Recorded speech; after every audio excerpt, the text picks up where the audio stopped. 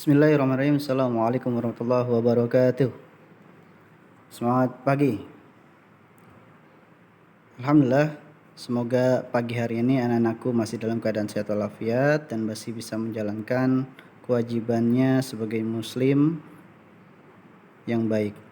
Alhamdulillah, hamdan wa syukurillah, salatan wassalamun ala rasulillah dan nabiyya ba'dah. Pada kesempatan pagi hari ini kita akan melanjuti pembelajaran kita dalam pelajaran PAI, yaitu di kelas 9 SMPT Al-Fawaz.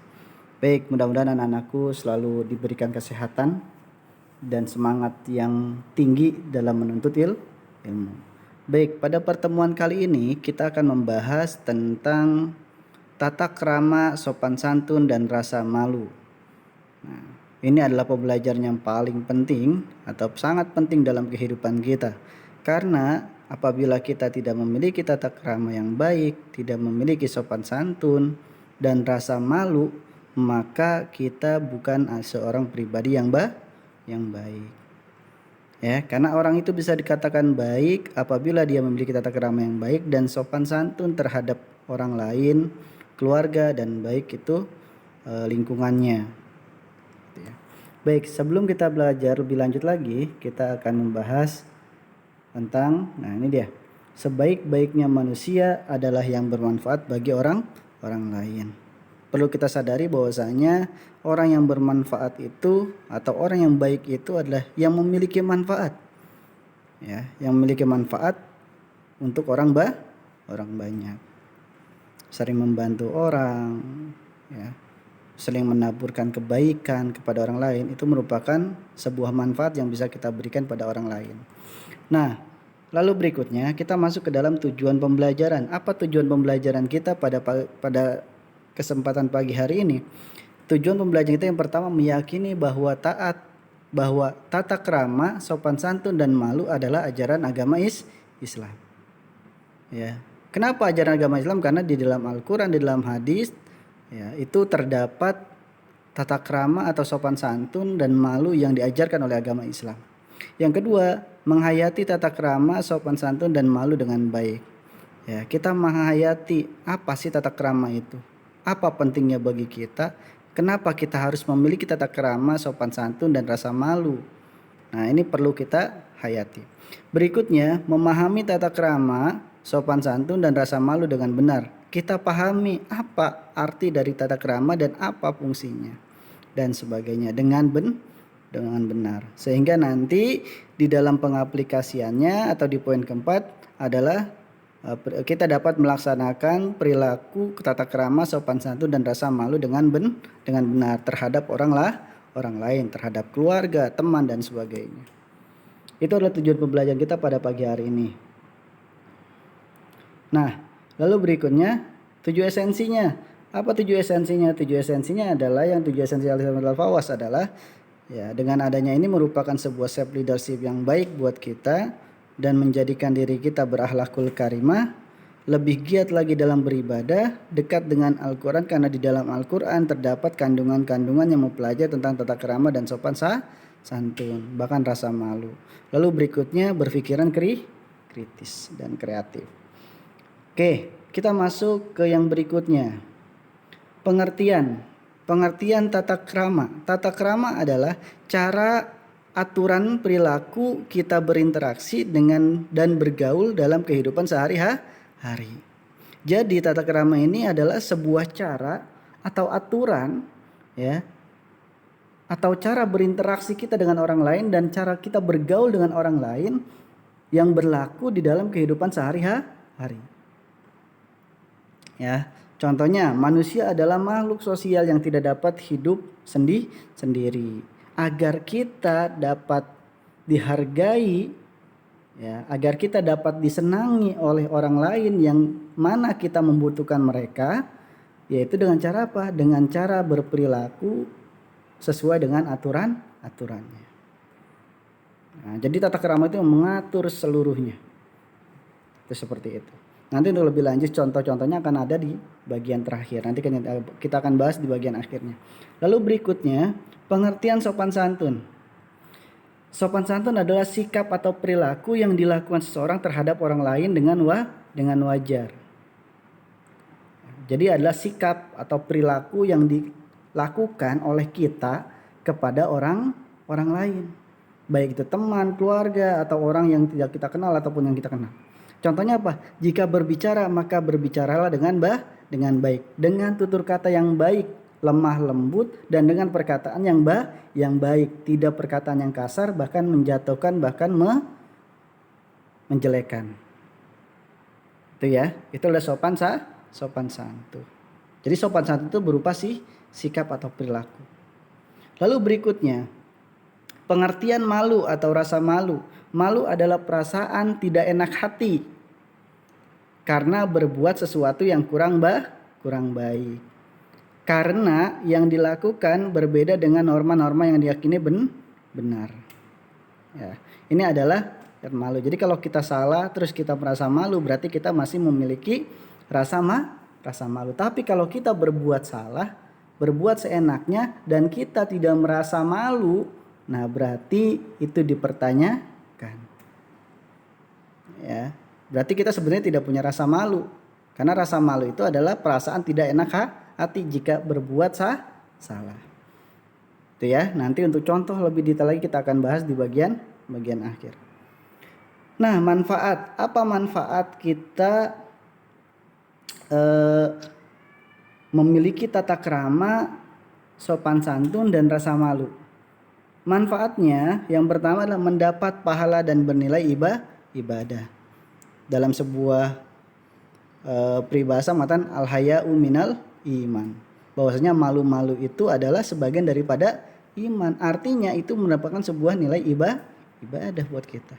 Sopan santun, nanti orang lebih senang ke kita atau orang senang ke kita melihatnya, itu merupakan sebuah nilai ibadah.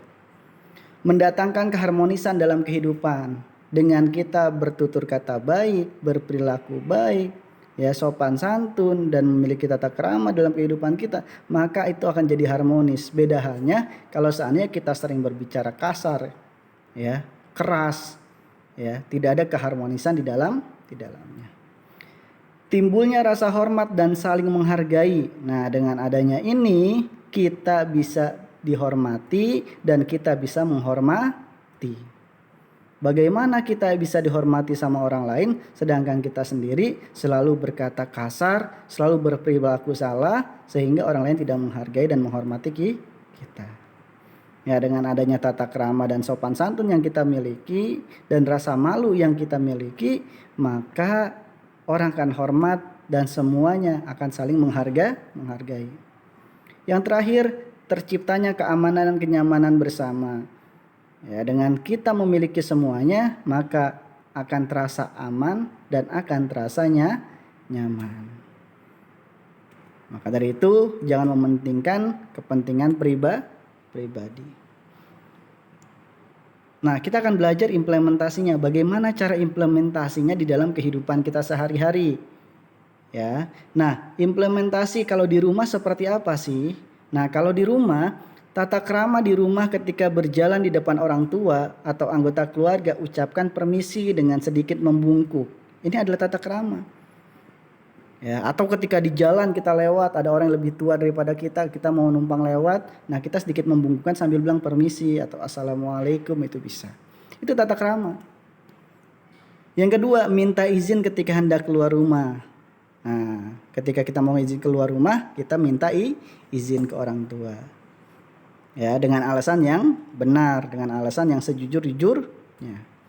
Berikutnya, berbicara dengan bahasa yang sopan dan baik. Bicara dengan bahasa sopan yang baik adalah berbicara bahasa-bahasa yang layaknya bernilai kebenaran. Artinya yang benar-benar baik.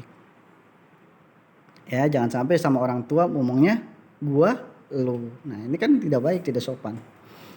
Berikutnya, apabila pulang ke rumah tidak sesuai waktunya, merasa malulah dan meminta maaf. Kalau seandainya kita orang tua berbicara, nanti jam 10 sudah harus pulang. Nah, ketika jam 10 kita belum pulang, tapi kita pulang di jam 11. Nah, ketika kita melakukan hal seperti ini, yang harus kita lakukan adalah kita malu karena kita salah. Ya, lalu kita minta afdan jangan diulangi lagi. Berikutnya, nah di lingkungan sekolah bagaimana? Menghormati guru dengan mengucapkan salam. Menghormati guru ketika ada guru lewat, ucapkan salam. Ya, berjabat tangan dengan guru, dengan teman, dengan siapapun yang ada di lingkungan sekolah. Ya, kecuali dengan lawan jenis. Berbicaralah ya seperlunya dengan bahasa yang sopan. Ya, kalau nggak penting-penting banget jangan diucapkan. Berjabat tangan. Jika terlambat datang ke sekolah, malulah karena telah melanggar aturan. Ini yang bahaya kalau udah salah nggak merasa malu gitu ya. Itu seperti itu. Berikutnya, lingkungan masyarakat. Di lingkungan masyarakat apa aja? Yang pertama, tunjukkan bahwa kita pelajar muslim yang baik. Hormati orang yang ada di sekitar kita, ya. Selalu berperilaku baik dan bertata krama baik, berbicara sopan dan santun, ya. Yang ketiga, ciptakan ketenangan. Jangan buat kegaduhan, jangan nyetel musik kencang-kencang sehingga bisa mengganggu orang lain, jangan teriak-teriak dengan bahasa yang kasar, yang keras sehingga mengganggu keadaan lingkungan sekitar. Yang keempat, pengaruhi teman untuk berbuat baik, mempengaruhi teman-teman yang ada di lingkungan kita untuk berbuat baik. Jangan sebaliknya kita mengajak kepada keburukan ataupun terpengaruh dalam keburukan. Tetapi kalau bisa ya harus bisa kita pengaruhi teman-teman kita untuk berbuat baik. Waktunya sholat, ayo kita sholat dulu dan sebagainya. Berikan bantuan dan jadi teladan. Ya, berikan bantuan yang dibutuhkan oleh orang lain yang bisa kita bantu dan jadilah teladan di masyarakat. Itu adalah contoh-contoh implementasi dari tata krama, sopan santun dan rasa malu yang ada di dalam kehidupan kita. Mungkin akan masih banyak yang contoh-contoh dari tata krama, sopan santun dan rasa malu baik itu di rumah, lingkungan sekolah ataupun lingkungan bermasyarakat. Ya, ini adalah sebagian kecil contohnya. Mungkin anak-anakku sekalian tahu nanti contoh-contohnya bisa dikembangkan di dalam kehidupannya. Karena anak-anakku bisa merasakan dan bisa mengetahui mana sopan santun, mana tata krama dan mana rasa malu. Bahkan bisa merasakan bukan cuma melihat. Ya. Nah, mungkin itu yang dapat kita pelajari pada kesempatan pagi hari ini ya. Untuk anak-anakku setelah ini silakan dibaca bukunya ya di bab 7 terkait dengan materi hari ini, karena di pertemuan akan datang kita akan ulangan. Tetapi ulangannya adalah ulangan di bab 6 ya. Kita akan ulangan di bab ke-6, bukan bab 7-nya, tapi di bab ke-6 kita akan ulangan. Ya, maka dari itu anak-anakku untuk belajar lebih baik lagi ya, untuk selalu meningkatkan kualitas belajarnya.